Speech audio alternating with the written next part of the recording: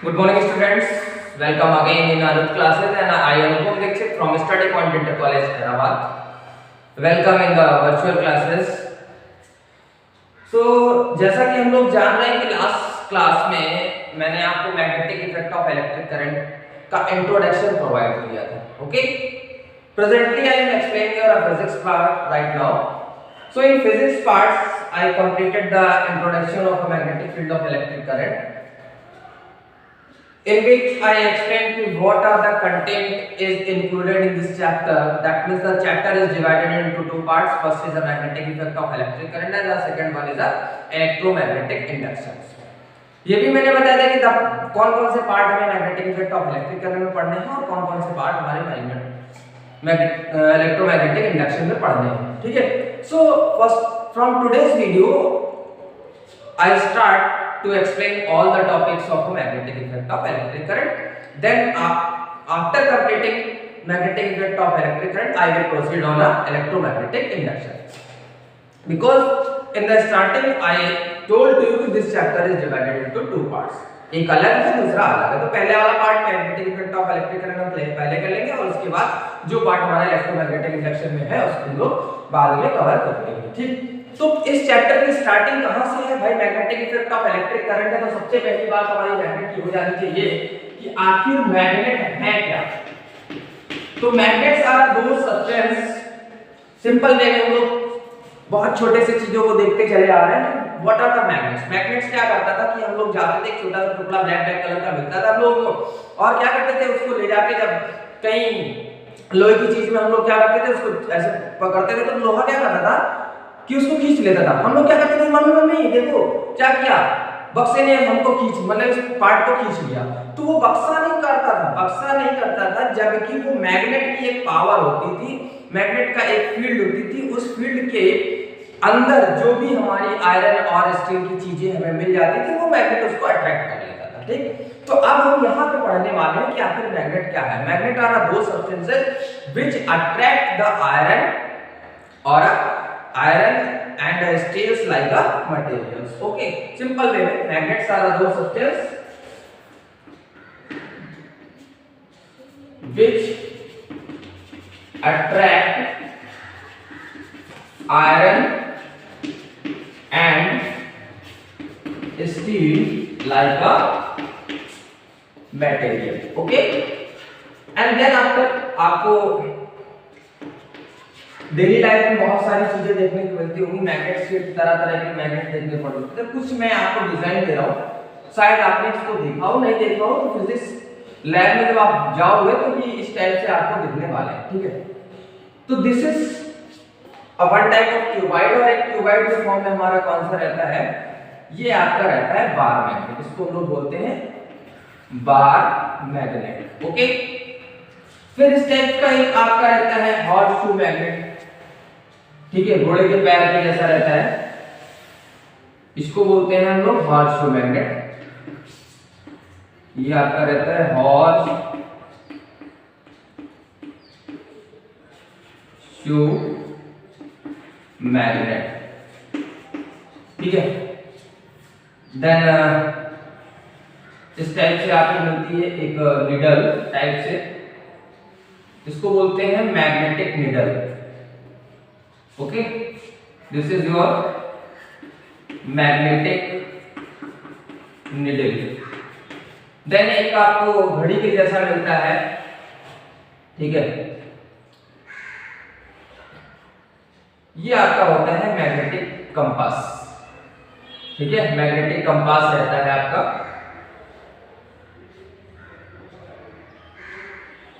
इस टाइप से आपकी सुई जैसी रहती है, वो नॉर्थ साउथ में हमेशा declare.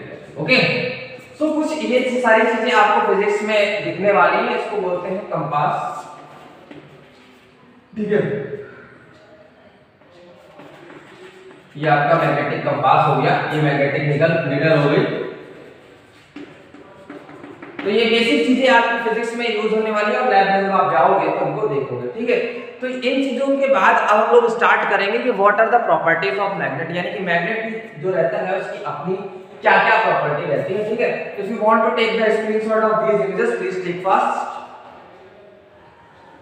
Okay, so first property of magnet is that कि it exist in dipole. Properties of magnet. First property, magnet exist in dipole. Dipole that means magnet कभी भी आपका मोनोपोल नहीं रहता. मोनोपोल का मतलब उसका एक पोल नहीं रहता, ठीक है. डाइपोल हमेशा उसका क्या रहेगा, दो पोल रहेंगे, ठीक है. एक आपका नॉर्थ रहेगा, दूसरा साउथ रहने वाला है, ठीक है. तो डाइपोल मींस दो पोल, ठीक. Di means two end pole that means either power that means the power of north or power of south. यानी हम ये कह सकते हैं कि पोल का मींस क्या हो गया, it is the power of north और पावर ऑफ साउथ. इस साइड है तो पावर ऑफ साउथ, इस साइड है तो पावर ऑफ नॉर्थ. ओके, सो कभी भी मैग्नेट जो है ना वो अकेला नहीं रहेगा, यानी कि उसका एक पोल नहीं रहेगा. If I break any magnet, अगर इसको हम ऐसे ब्रेक कर देते हैं, ठीक है, तो ब्रेक करने पे क्या होता है, ये मान लो ये नॉर्थ था इधर साउथ था, तो ब्रेक करने पे दो पार्ट बने, एक ये बना और एक ये बना आपका, ठीक. तो इधर साउथ था, ये ब्रेक करने पे नॉर्थ हो जाएगा, इधर नॉर्थ था तो ये साउथ. यानी कि अपने आप क्या होता है, फॉर्मेशन हो जाता है पोल्स का, जैसे हम एक बार मैग्नेट को ब्रेक करते हैं, ठीक है स्टूडेंट. तो फर्स्ट प्रॉपर्टीज क्या हो गई, मैग्नेट एग्जिस्ट इन डाइपोल, यानी उसके दो पोल रहते हैं, ठीक. सेकंड प्रॉपर्टी मैग्नेट की क्या है, second property, when it freely suspend, यानी अगर हम एक मैग्नेट को, ठीक, एक मैग्नेट को क्या करें, इस तरीके से बेस है, यहाँ पे स्टैंड लगाया, स्टैंड लगाने के बाद एक हम लोगों ने क्या कर दिया, इस मैग्नेट को, बार मैग्नेट या कोई भी मैग्नेट है, ठीक, उसको इस तरीके से हमने फ्रीली सस्पेंड कर दिया, तो वो हमेशा क्या रहता है, नॉर्थ और साउथ डायरेक्शन में ही एग्जिस्ट करता है. Magnet always when I suspend any bar magnet freely, then always it rest in a north and south direction, यानी हमेशा वो नॉर्थ और साउथ डायरेक्शन में ही रहता है. ऐसा क्यों रहता है, उसका क्या रीजन है, उसको रीजन को समझने के लिए हमें थोड़ा सा जाना पड़ेगा ज्योग्राफी में. ज्योग्राफी में क्यों जाना पड़ेगा, क्यों, क्योंकि ये जो हमारा स्टैंड है ना, वो हमारा कहाँ पे है, अर्थ सरफेस पे रखा हुआ है, यानी कि इसका जो बेस है वो अर्थ से टच होगा ना. तो आखिर क्यों नॉर्थ और साउथ डायरेक्शन में ही एग्जिस्ट करता है. सो स्टूडेंट्स, आपको पता होगा कि हमारी ये अर्थ रहती है, अर्थ के हमारे दो पोल्स रहते हैं, ठीक है. एक नॉर्थ रहता है और एक साउथ रहता है, ठीक है. ये आपका अंटार्कटिका बोला जाता है, यहाँ पे पोलर बियर आपको मिलते हैं, ठीक है. यहाँ पे बर्फ ही बर्फ रहती है, ठीक है. तो ये आपका क्या है, नॉर्थ और साउथ रहता है. आपने ज्योग्राफी में ये पढ़ा कि earth have two poles, okay. But हम यहाँ पे physics, as a physics teacher मैं आपको इसको बोलूंगा कि ज्योग्राफिकल नॉर्थ, यानी कि आज के बाद अगर आप फिजिक्स में बोलना है इसको, तो ये बोलना कि it is geographical north and geographical south, okay. अब होता क्या है, इस अर्थ के अंदर क्या रहता है, कोर रहती है, ठीक.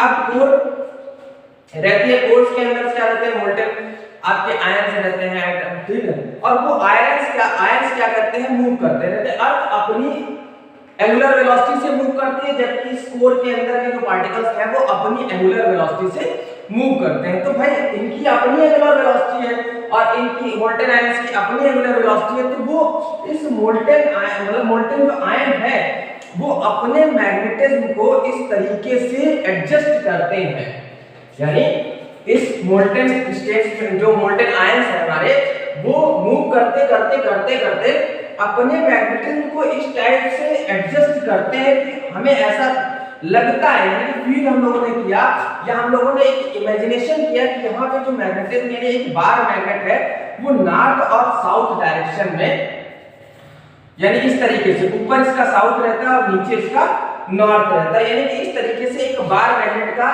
इमेजिनेशन किया फिजिक्स ने कि इसके अंदर एक बार मैग्नेट मिलता है जिसका साउथ ऊपर की तरफ रहता है और नॉर्थ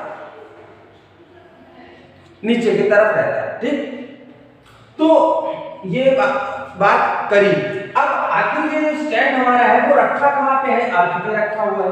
तो अब जब अर्थ पे रखा होगा तो इसकी जो मैग्नेटिक फील्ड है वो यहाँ से निकलेगी और यहाँ से ऐसे जाने वाली है, इधर से निकलेगी तो इधर से जाने वाली है। ठीक, क्लियर? इस तरीके से इसका फॉर्मेशन होने वाला है, यानी इसकी जो लाइंस होंगी, यानी इसका जो फोर्स होगा वो इस तरीके से जाने वाला है। ठीक, नॉर्थ से निकलेंगे और साउथ में चली जाएंगे। अब जब इस हम लोग बार मैग्नेट को सस्पेंड करेंगे, फ्रीली सस्पेंड करेंगे अर्थ सरफेस के ऊपर, तो जब वो आएगा, जब तक सेम पोल्स होते हैं वो अट्रैक्ट रिपेल करते हैं। तो जब तक जहां पे साउथ है तो यहाँ पे नॉर्थ होना चाहिए, यानी कि ये हमारा मैग्नेट आ गया फ्रीली सस्पेंड जो हम लोगों ने किया था किस पे, अर्थ सरफेस पे किया था। तो ये हो जाएगा नॉर्थ और ये हो जाएगा साउथ। ठीक, तो अगर हम देखें, क्या देखें यहाँ से देखें तो एक्चुअली जो हमारा है वो राइट है, एक्चुअली हम राइट है, यानी जो हमारा नॉर्थ था वो जियोग्राफिकली नॉर्थ के साथ मैच हो रहा है और जो साउथ है वो जियोग्राफिकली साउथ के साथ मैच हो रहा है। तो this is the phenomena behind that कि when I suspend a magnet freely then always it rests in north and south direction। ठीक है, तो ये फिनोमेना रहता है कि हमेशा मैग्नेट नॉर्थ और साउथ डायरेक्शन में ही क्यों रहता है। ठीक है, तो अब तीसरी प्रॉपर्टी क्या आ गई, थर्ड प्रॉपर्टी है कि same pole repel to each other and opposite poles, fourth property, opposite pole attract to each other,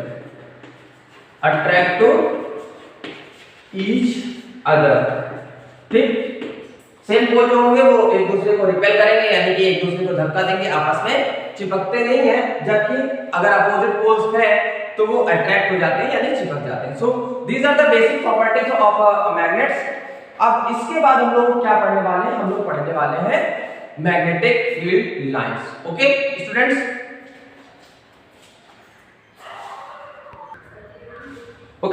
सो आखिर मैग्नेटिक फील्ड लाइंस आई कहां से? हम लोगों ने मैग्नेट को पढ़ा, अभी मैग्नेट्स क्या रहता है कि वाइड शेप में रहता है बाय मैग्नेट। तो जब उसको हम कहीं किसी प्लेस पे रखते हैं तो अपने चारों तरफ क्या करता है, it produce a magnetic field around it, यानी अपने चारों तरफ क्या करता है, वो मैग्नेटिक फील्ड प्रोड्यूस कर लेता है। और मैग्नेटिक फील्ड्स को अगर हम देखना चाहें, जज करना चाहें, तो वो इन्हीं लाइंस के थ्रू हम लोग उसको जज करते हैं। तो आखिर फील्ड लाइंस क्या है, वो हमें दिखाई नहीं देती हैं।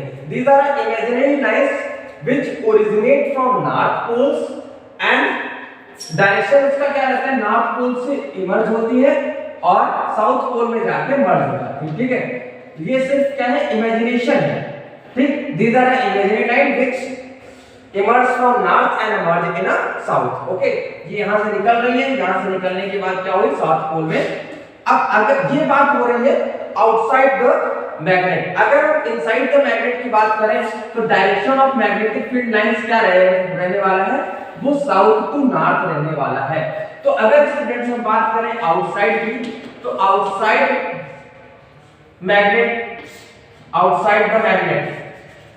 द मैग्नेट अगर आपसे कोई पूछता है what is the direction of magnetic field lines, तो आप बोलोगे north to south.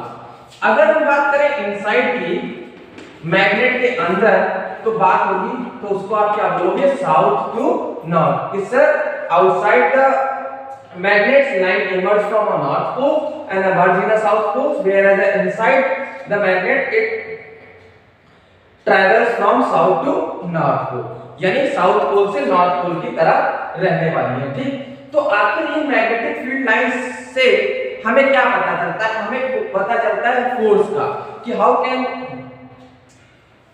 What is the strength of this magnet, यानी इस मैग्नेट की स्ट्रेंथ हम लोग कैसे डिफाइन करें या कैसे पता करें। तो वो फोर्स हमें मिलने वाला क्या, डायरेक्शन ऑफ फोर्स, यानी मैग्नेटिक फील्ड लाइन से हमें क्या पता चलता है, हमें डायरेक्शन ऑफ फोर्स पता चलता है। तो डायरेक्शन ऑफ फोर्स स्टूडेंट्स हम कैसे पता करते हैं, you have to draw a tangent.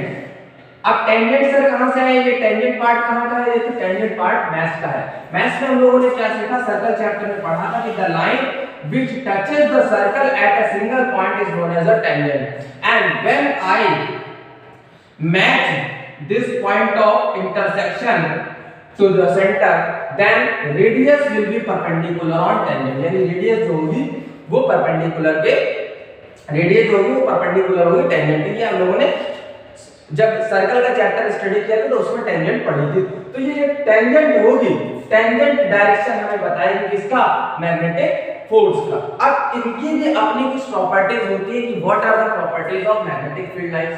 तो पहली प्रॉपर्टी क्या है मैग्नेटिक फील्ड लाइंस की, कि the field magnetic field line always emerge from north pole and merge in south pole, यानी हमेशा वो नॉर्थ पोल से निकलती है और साउथ पोल के थ्रू मैग्नेट के अंदर मर्ज हो जाती है। ठीक, दे never intersect each other, magnetic field lines कभी भी एक दूसरे को क्या करती है, इंटरसेक्ट नहीं कर सकती। अब स्टूडेंट इंटरसेक्ट क्यों नहीं कर सकती, हमने क्या पढ़ा भाई, अगर मान लो दो मैग्नेटिक फील्ड लाइंस एक ऐसे जा रही है और दूसरा ऐसे जा रहा है, ठीक, अगर वो इस पॉइंट पे कट कर दी एक दूसरे को, तो कट करने के बाद एक का डायरेक्शन ये हो गया और एक का डायरेक्शन ये हो गया। जब यहाँ पे आप कंपास मीडियम लाओगे, तो अब कंपास मीडियम लाओगे तो यहाँ पे डायरेक्शन आपको ये मिलने वाला है और इसका डायरेक्शन इधर मिलने वाला। तो इज इट पॉसिबल कि एक ही मैग्नेट से निकलने वाली वो मैग्नेटिक लाइंस है, तो क्या उनका डायरेक्शन अलग अलग हो सकता है, नहीं हो सकता ना।